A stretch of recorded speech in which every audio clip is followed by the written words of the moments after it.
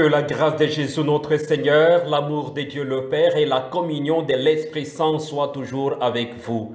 Bien-aimés dans le Christ, en ce 16e dimanche du temps ordinaire de l'année B, dans la page de l'évangile d'aujourd'hui, Jésus disait « Venez à l'écart dans un endroit désert et reposez-vous un peu ». De fait, les arrivants et les partants étaient si nombreux qu'on n'avait même pas le temps de manger. Bien-aimés dans le Christ, les jours de l'anniversaire d'Hérode, Salomé, la fille d'Hérodiade, dansa si bien pour lui qu'il promit de lui accorder ce qu'elle voudrait. En l'instigation de sa mère, elle lui réclama la tête de Jean le Baptiste sur un plateau. Il fut décapité et Salomé portera sur le plateau la tête de Jean le Baptiste. Bien-aimés dans le Christ, pour contraste avec le repas d'Hérode, le retour des apôtres est marqué par le fait qu'ils n'avaient même pas le temps de manger.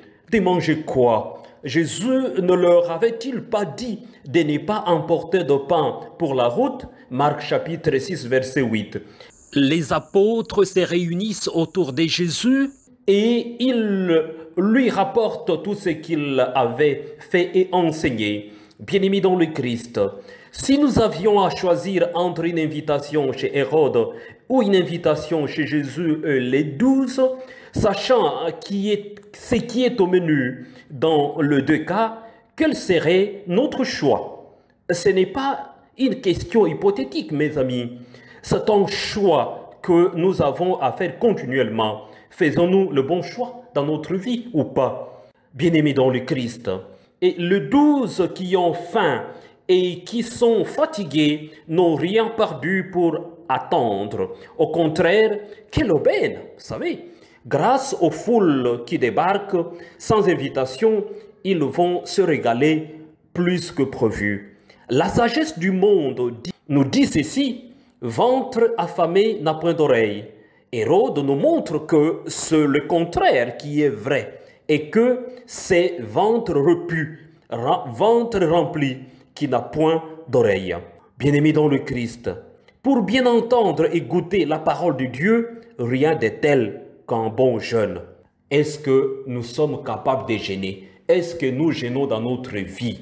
Si nous ne jeûnons pas, eh bien, ventre repu n'a point d'oreille. Voyez? Quand les gens ont le beefsteak à la bouche, ils ont du mal à parler. Ils ont du mal à écouter. C'est drôle, mais c'est bien cela. Bien, chers frères et sœurs, dans ces cas, que pouvons-nous faire quand nous avons faim, quand nous avons soif, quand nous souffrons réellement?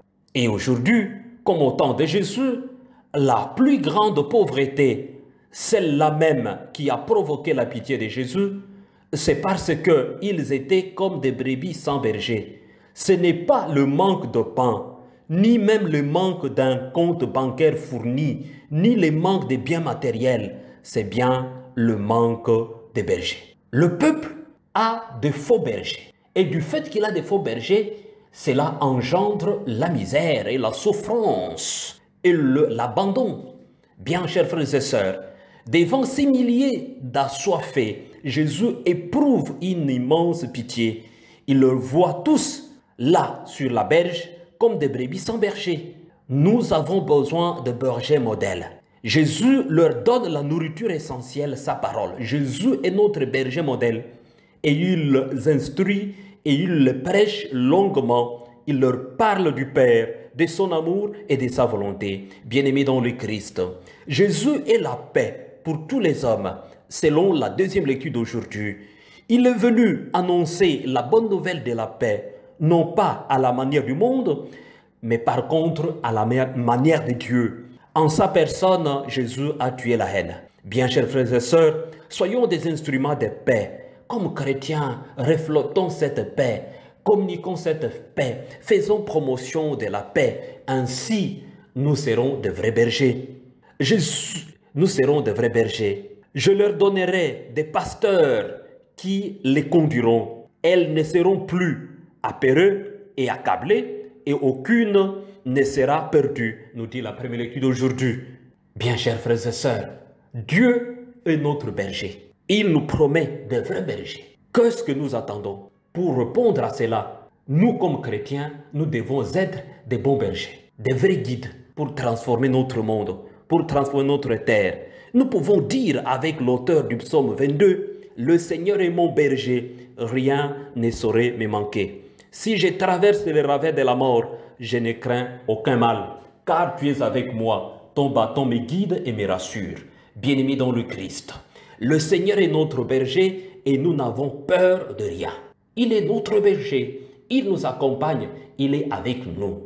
Et comme chrétiens, nous devons justement parler, dénoncer le mauvais berger, dénoncer tous ceux qui ont de jambon dans des bouches, des fromages dans des bouches et qui ne peuvent pas parler. Le fait de ne pas parler, le manque de vrais bergers engendre la misère, engendre cette pauvreté, engendre des choses que Jésus a été touché dans sa compassion, dans son immensité de pitié.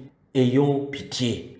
Bien, chers frères et sœurs, demandons au Seigneur de changer nos cœurs aux besoins et acceptons de donner notre temps parfois pour aider, vraiment aider.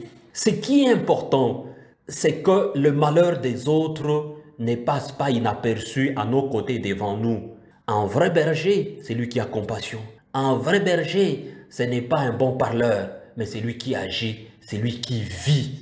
Bien-aimés dans le Christ, que cette parole du Seigneur, que cette parole de ce dimanche nous exhorte, nous transforme et nous met réellement en artisans de paix, de vrais bergers, de vrais guides pour que ce monde soit transformé. Recevez la bénédiction du Seigneur au nom du Père et du Fils et du Saint-Esprit. Amen.